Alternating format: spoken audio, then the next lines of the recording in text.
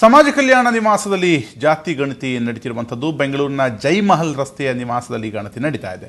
PUC fail ಅಂತ ಬರೆಸಿದ್ದಾರೆ ಸಚಿವ ಆಂಜನೇಯಲು. ಈ ಜಾತಿ ಗಣತಿಯಲ್ಲಿ ಆಂಜನೇಯ ಪತ್ನಿ ವಿಜಯ MA B.Ed ಅಂತ ಬರೆಸಲಾಗಿದೆ. ಮಗಳು ಅರುಂಧತಿ IAS ಕೋಚಿಂಗ್ ಪಡಿತಿದ್ದಾರೆ.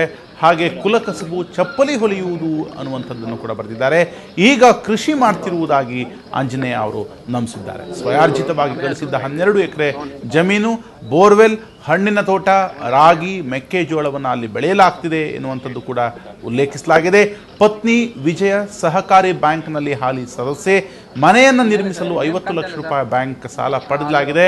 12 ಹಸು, 25 ಕುರಿ, ಬೆಂಗಳೂರಿನಲ್ಲಿ 1 ಮನೆ, ಅದರ ಜೊತೆಗೆ ಚಿತ್ರದುರ್ಗ, ದಾವಣಗೆರೆಯಲ್ಲಿ ಪತ್ನಿ ಹೆಸರಿನಲ್ಲಿ ಜಮೀನಿದೆ ಎನ್ನುವಂಥದ್ದು ಈ ಸಂದರ್ಭದಲ್ಲಿ ಅವರು ಮಾಹಿತಿಯನ್ನು ಕೊಟ್ಟಿದ್ದಾರೆ.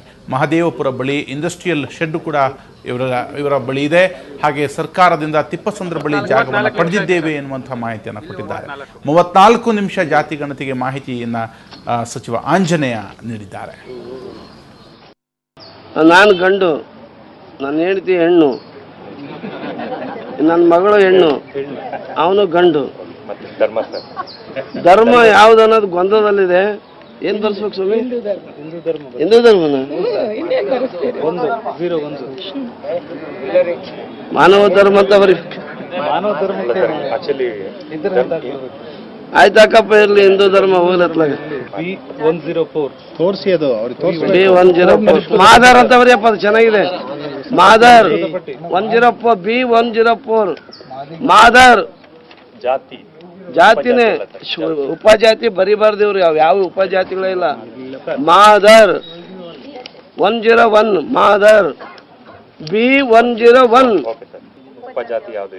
ಯಾವ್ದು ಉಪಜಾತಿ ಯಾರಿಗೂ ಇಲ್ಲ ಇಲ್ಲ. ಸುಮ್ಮನೆ ಉಪಜಾತಿ ಕಾಲಮ್ ಹಾಕಿ ವೇಸ್ಟ್ ಮಾಡಿದಾರೆ ಅವರು ಜಾಗನ. ಮಾತೃಭಾಷೆ ಕನ್ನಡ ಆಕೇನು LKG UKG ಎಲ್ಲ ಬಾಡ್ವಿನೇ ಓದಿದ್ದಾರೆ. ನಾವು ಯಾವ್ದೋ ಇದು ಸರ್ಕಾರಿ ಶಾಲೆಗೆ ಬೆಂಚ್ ಇಲ್ಲ, ಯಾವ್ದು ಇಲ್ಲ. ಡಿಗ್ರಿ ಆಗಿದೆ.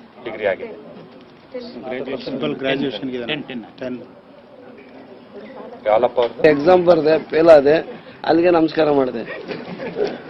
ಅಲ್ಲ ಓದ್ಬೇಕಂತ ಆಸೆ ಇತ್ತು. ಇವರೆಲ್ಲ ಸವಾಸ, ಜನರಲ್ ಸವಾಸ. ಅವಾಗಲೇ ಲೀಡರ್ ಆಗ್ಬಿಟ್ಟು ನಾನು.